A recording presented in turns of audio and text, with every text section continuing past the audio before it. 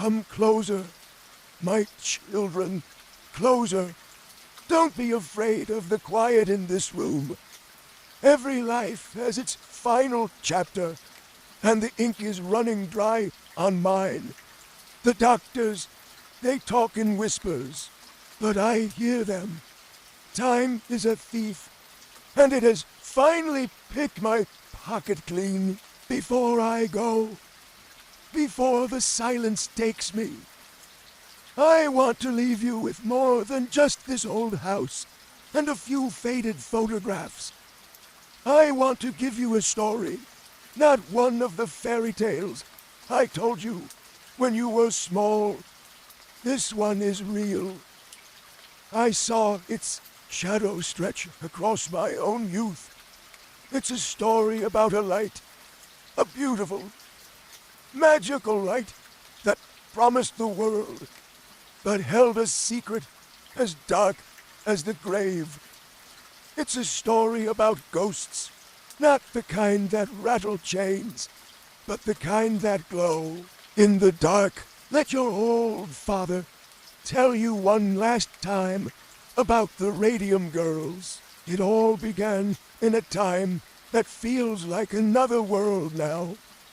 Back in the teens and 20s of the last century, America was bursting with new ideas, new inventions, and the most marvelous, the most dazzling of them all was a newly discovered element, radium. People thought it was magic, a miracle substance. They put it in everything: tonics, butter, chocolate, water. They claimed it could cure cancer, restore youth, make you strong. And it had one enchanting property. It glowed a soft, ethereal, green-white light, like captured moonlight. In towns like Orange, New Jersey, and Ottawa, Illinois, factories sprang up that seemed like palaces of opportunity. And they offered jobs, good-paying jobs, to young women. This was a new thing, a liberating thing for a girl from a working family. Getting a job at the Radium Dial Company or the United States Radium Corporation. Well, it was like becoming a star.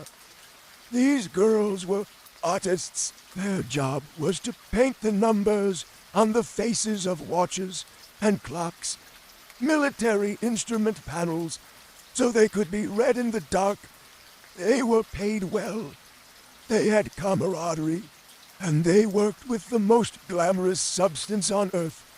They were envied. They were special. They were known in their towns as the Ghost Girls. When their shifts ended and they walked home in the twilight, their clothes, their hair, their skin would be dusted with the radium paint, and they would faintly, beautifully glow. But the light they loved was a liar. And the work that made them feel so alive was, in fact, a slow and patient execution. The job was delicate.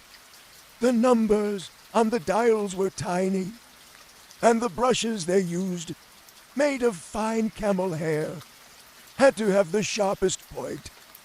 The supervisors taught them a simple 3-step trick to achieve that point, a technique they called lip dip paint. You'd put the brush between your lips to wet it and shape it to a perfect needle tip.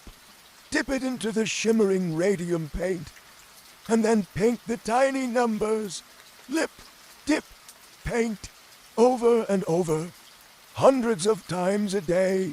The girls asked, naturally, is this stuff safe? And the managers, the men in suits, would laugh. They'd say it was more than safe. They'd say, why, a little radium will put roses in your cheeks. They trusted them. Why wouldn't they? These men were scientists. executives, they represented the future. So, with every dip, the girls swallowed a tiny, invisible dose of poison. They saw it as fun. They'd paint their fingernails with the glowing paint, put it on their teeth for a smile that would light up a dark room. They were painting their own bodies with it, playing with it, completely unaware that the magic powder was a Trojan horse being welcomed inside their very bones. The men who owned the companies, the chemists in the high-up labs, they knew the truth. While the girls were putting the brushes in their mouths, the male chemists handled the radium with lead screens and ivory-tipped tongs. The company had published literature for the medical community about the injurious effects of radium. They knew it was a killer, but profit was a powerful god, and the lives of a few factory girls were a small sacrifice to offer up. That was the secret they kept locked away. And that secret is where the true horror of the story begins. For a time, everything was perfect. The girls made money. They helped their families. They went to dances with glowing dresses and radiant smiles. But then, the first shadows started to fall. It began with a girl named Molly Maggia. It started, as it did for so many of them, with a toothache. A simple toothache. Her dentist pulled the tooth. But the pain didn't stop. The socket wouldn't heal. In fact, it got worse. An infection bloomed in its place.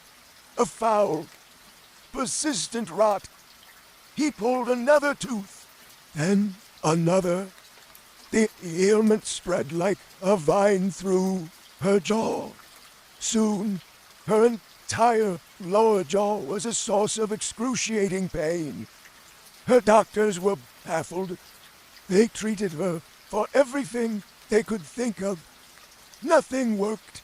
Her body was failing her in a way no one had ever seen before.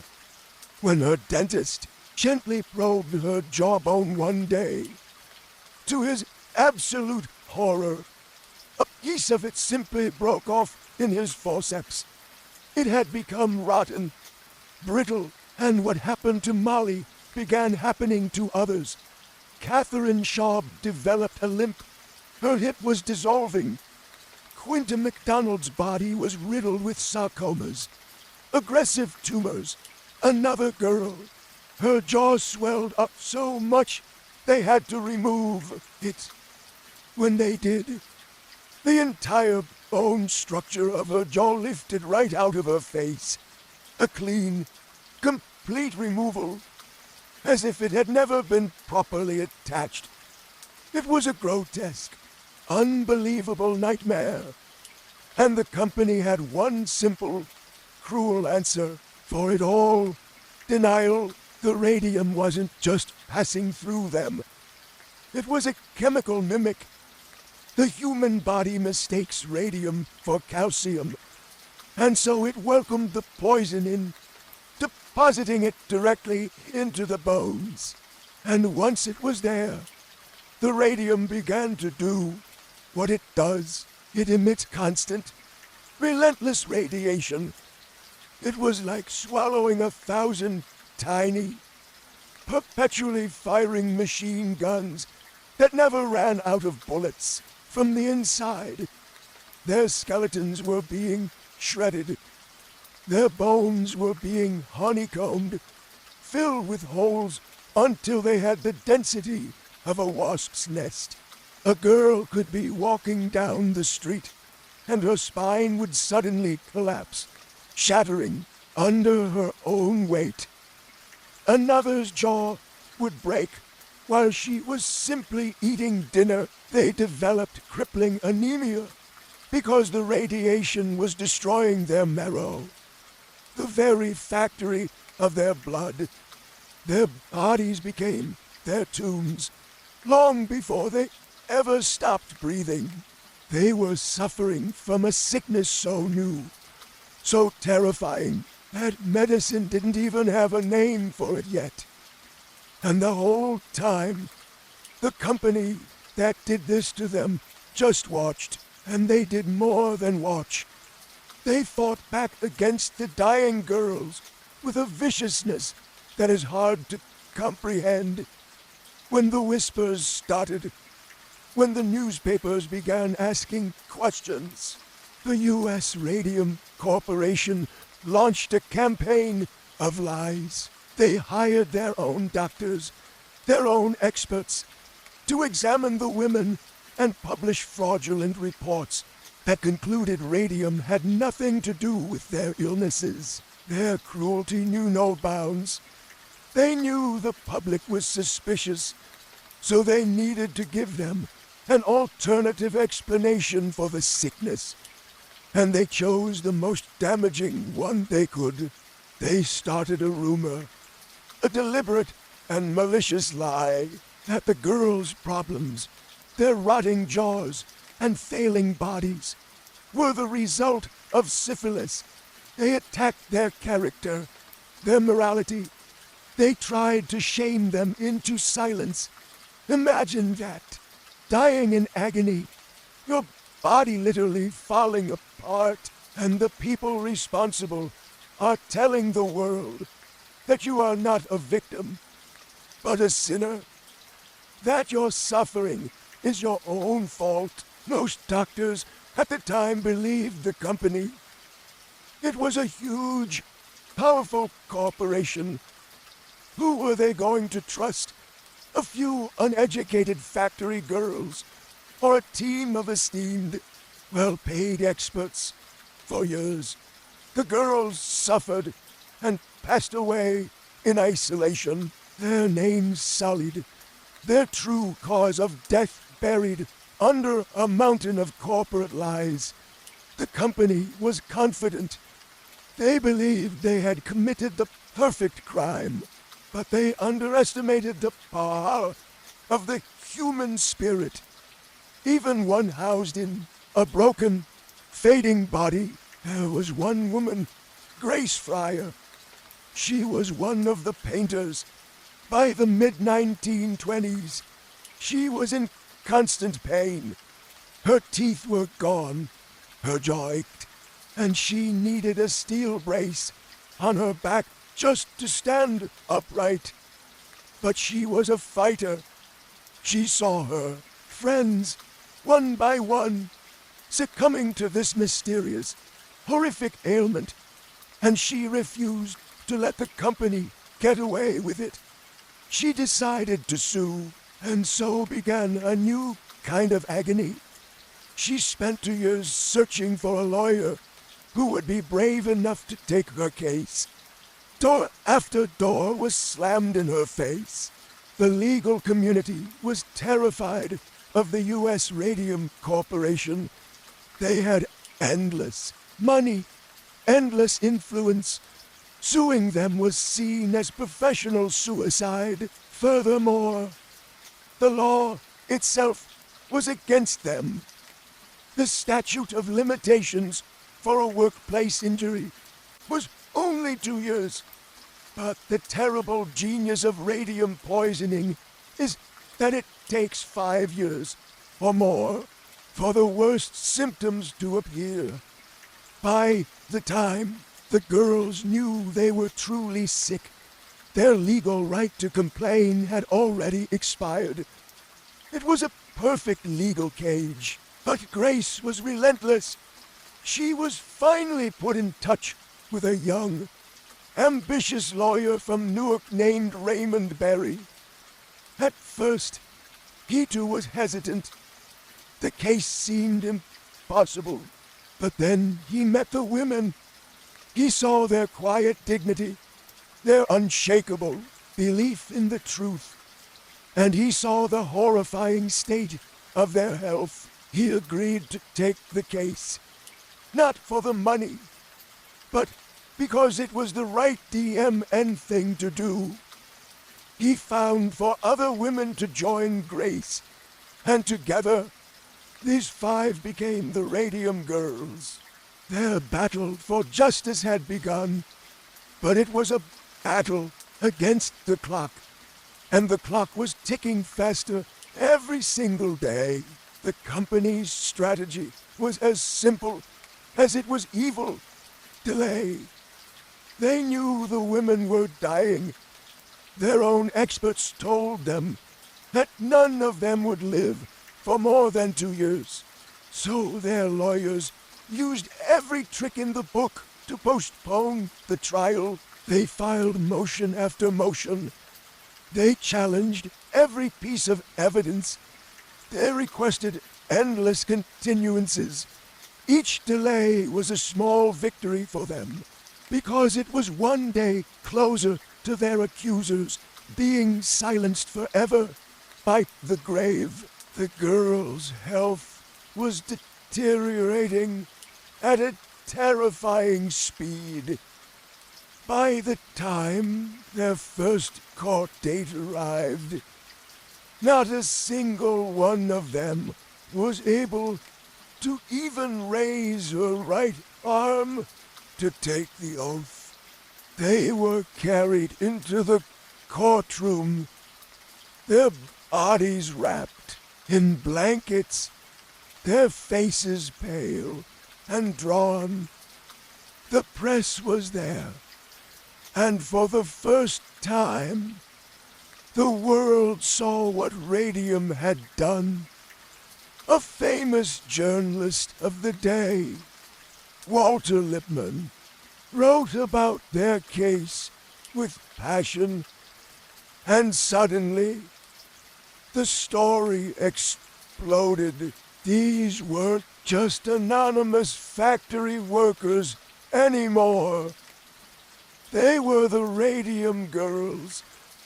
Their fight became a national sensation. The public was outraged. The pressure on the company was immense. They could no longer hide in the shadows. They were forced into the light, and the light was revealing all of their ugly secrets. The trial was brutal. The company lawyers cross-examined the women, trying to trip them up, to make them seem confused or unreliable. But their stories were simple, consistent, and devastatingly true. They spoke of the lip, dip, paint routine. They spoke of the managers who had assured them it was safe. And then the doctors took the stand and described in clinical, horrifying detail what was happening to their bodies. The courtroom was silent, horrified. The tide was turning, but the company still had one last card to play. Their defense rested on the idea that there was no absolute, final proof that it was the radium ingested years ago that was the cause of the current illnesses. They created a sliver of doubt, a shadow for a jury to get lost in. They needed something undeniable, something that couldn't be explained away by clever lawyers. They needed a ghost to speak, and they got one. A brilliant, determined toxicologist named Alexander Gettler was working on the case for the prosecution. He believed the girls But he needed proof, and he had a revolutionary and rather macabre idea. Molly Maggia, the very first girl to pass away, had been buried for 5 years. Gettler argued that if his theory was correct, her body, specifically her bones, would still be highly radioactive. So, in the dead of night, authorities went to the cemetery and exhumed Molly's coffin. They carefully collected bone samples. Back in his laboratory, Gettler performed a simple, haunting experiment. He took a piece of Molly's jawbone and placed it on top of a sealed photographic plate in a dark room. He left it there. If there was no radiation, nothing would happen. The plate would remain blank. But if there was, the energy from the bone itself would expose the film when he developed the plate. The results were breathtaking.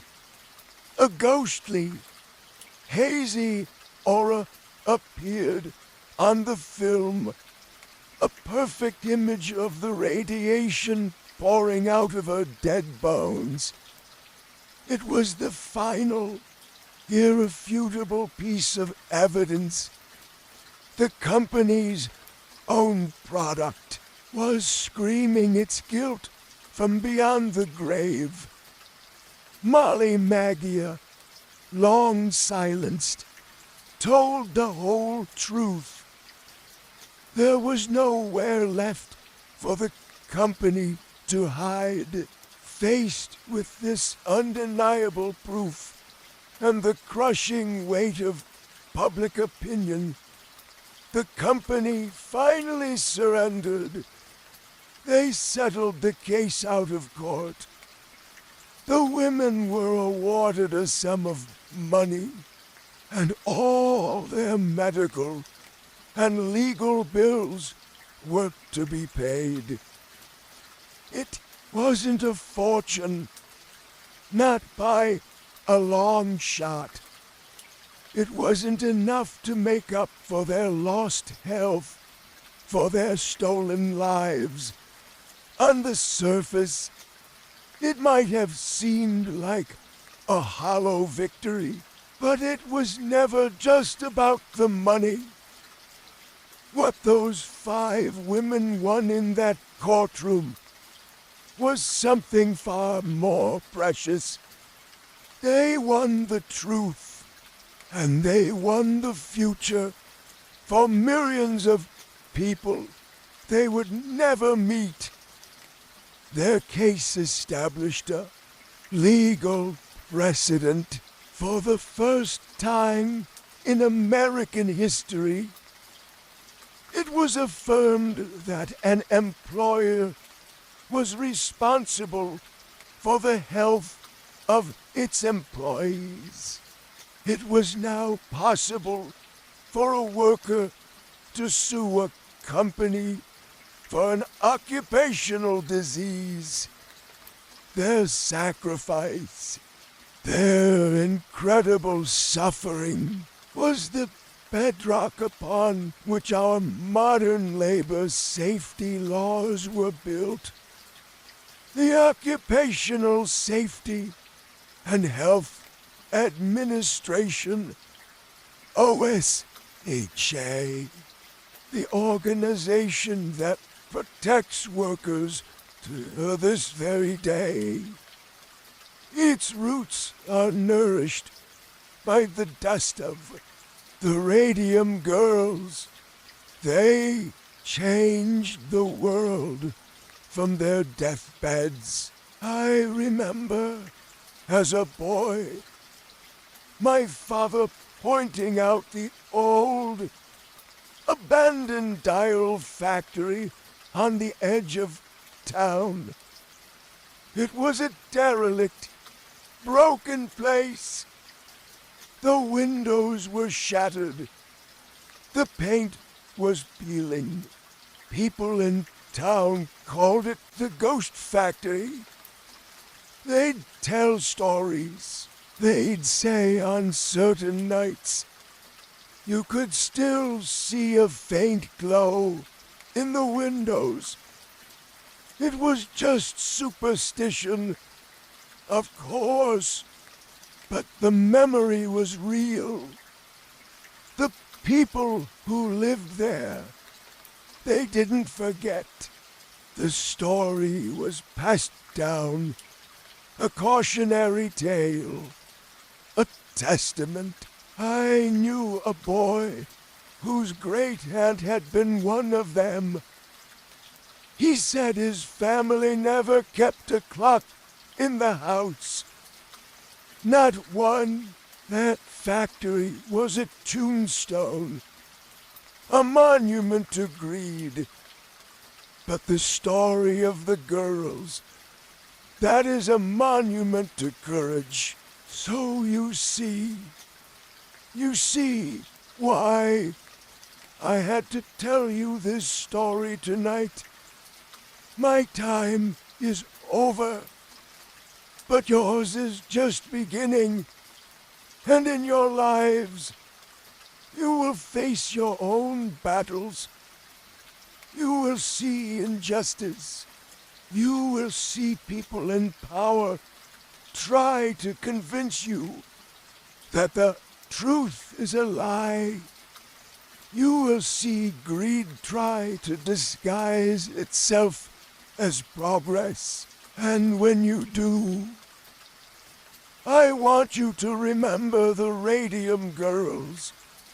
Remember Grace Fryer, who searched for 2 years for a lawyer.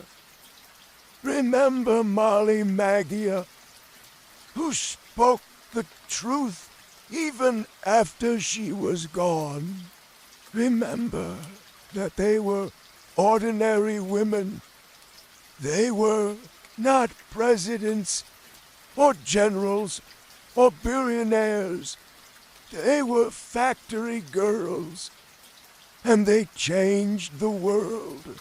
Don't ever let anyone tell you that your voice is too small, that your fight is hopeless.